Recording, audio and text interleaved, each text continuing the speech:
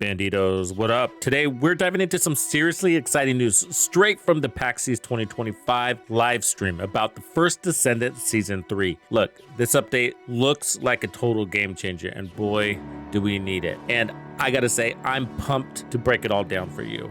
Here's what you're in for. The Season 3 Mega Update, a new Descendant, an Ultimate Luna reveal, secret weapons, these are gonna blow your mind, and the first ever collaboration that's absolutely wild. Plus reveals that we got from the live Q&A during the show. So let's jump right in. Wait, did we just become best friends? So nice to meet you. I think you're cool. So in Boston, PAX East brought the heat. Over 20,000 viewers chimed in to watch the YouTube live stream from the devs. And these dudes dropped a ton of facts about Season 3, set to launch in July. And trust me, this is worth the hype. The sad news is that some of this intel was leaked ahead of the live stream, and I kind of felt bad for the devs. That was just too bad. They've been working really hard on this and wanted to make this as exciting as possible. I feel like those leaks and those propagating it kind of took a little bit of that away from them, but don't worry, they prevailed. So first up, Season 3's star is Axion Plains. Now, this is a brand new main field. Sort of the background is it's a second outpost that was abandoned due to void storms and some other stuff.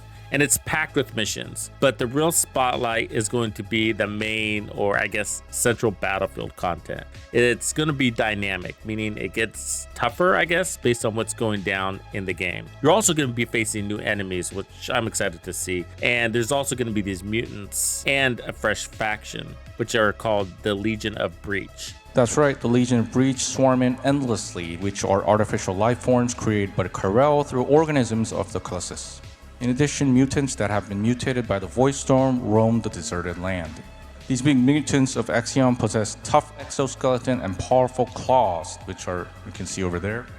So these create a complicated threat within the Axion planes along with the Legion of Breach. And it's going to be expansive, so you're going to need to boost your mobility. And to do that, well, Season 3 gives you a hover bike just for logging in.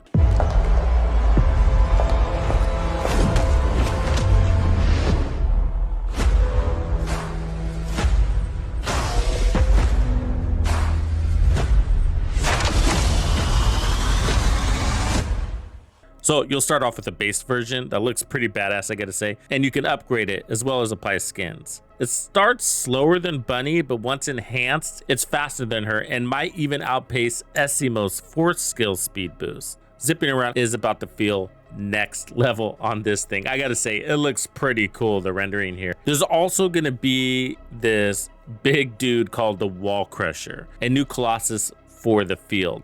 So this boss is twice the size of other Colossi and needs 8 players to take it down. So beat it and you'll score special rewards. Squad up because this thing's gonna be a beast. For the launch of our game, we've shown scenes of Colossus battles within the field.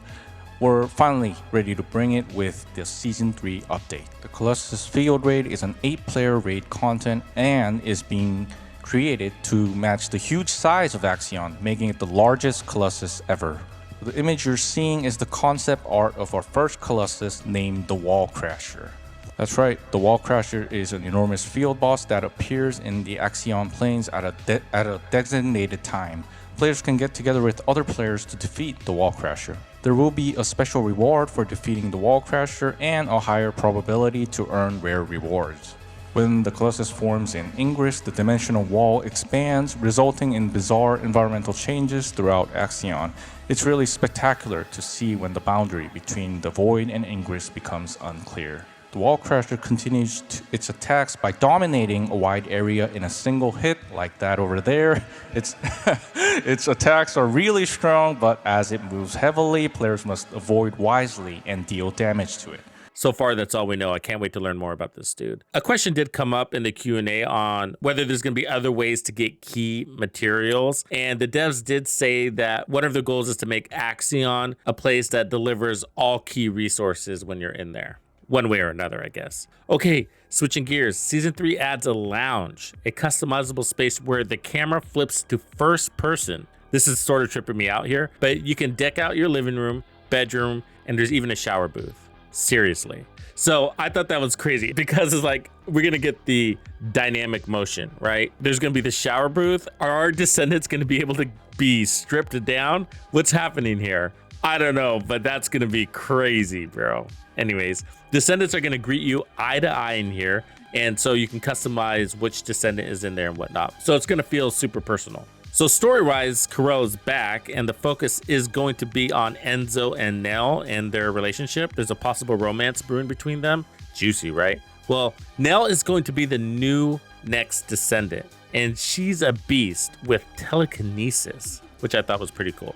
So she'll be able to throw spheres that pull enemies in and debuff them. And all her gunshots can be turned into weak points. So if you love run and gun gameplay, Nell's your girl. So she'll be mostly a weapon platform, as I understand it. I think she looks pretty sick. I like this look that they gave her. It kind of reminds me of Neo from The Matrix, except sexier, I guess. Ultimate Descendants, we're also getting Ultimate Luna with 2 Transcendent mods. One of them is going to turn her into a Firearms Pro. This is what they have to say about that. Preparing 2 Transcendent modules with the release of Ultimate Luna.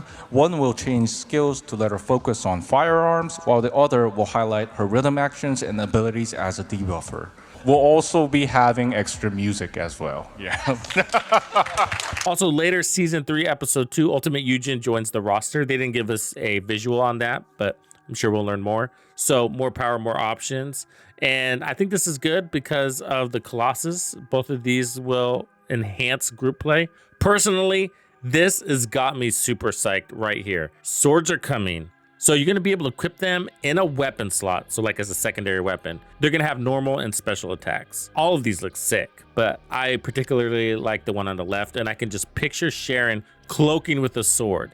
Super deadly. A new sword wielding boss drops mid season 3, and there's a 2-handed sword in the works as well. And all of these are going to have unique stats that are separate from melees. So they're going to work like the firearms and have module slots so you can upgrade them. And then there's these 2 new modules. These are going to let you mix combat styles. Season 3, our descendants will be able to combine combat styles in more diverse ways with 2 new modules. So first we have trigger modules which can add skills when equipping it. For instance, when projectile type active skills hit an enemy, the meteor shower trigger skill summons small meteors that deal extra damage. By using these passive skill modules, descendants will be able to expand their builds with both more interestingly and with more strategy. Second module will be added in Season 3, Episode 2, which is the Ancestor. It's a descendant exclusive module that has random stats as options. Players can only equip one of the Ancestor module and will be able to enhance the descendant's abilities or earn advantages in certain situations, bringing variables of battle. Okay, look, when it comes to skins, I spend where I have to, so to speak. So I don't buy everything, but the ones that are like super hot, you know, I got to do it. And this one is making me whip out my wallet. The first ever collab is going to be with, you guessed it, Nier Automata. Huge news.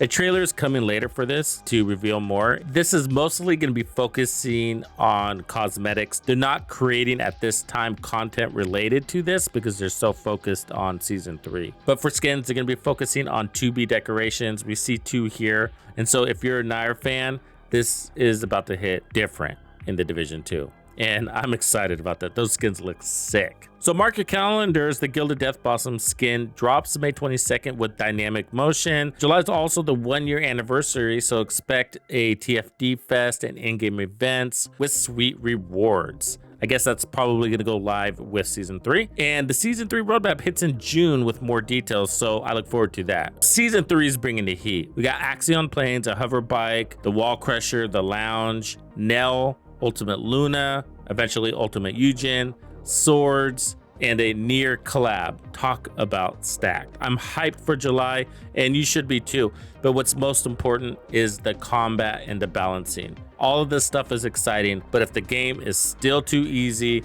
if content is still being smashed and we whip through everything too quickly, it's all just going to fizzle out. That being said, I know the devs have their eye on this. They are very aware of what is plaguing the game, and I believe the dynamic content that they are implementing as part of the Axion field will be the solution.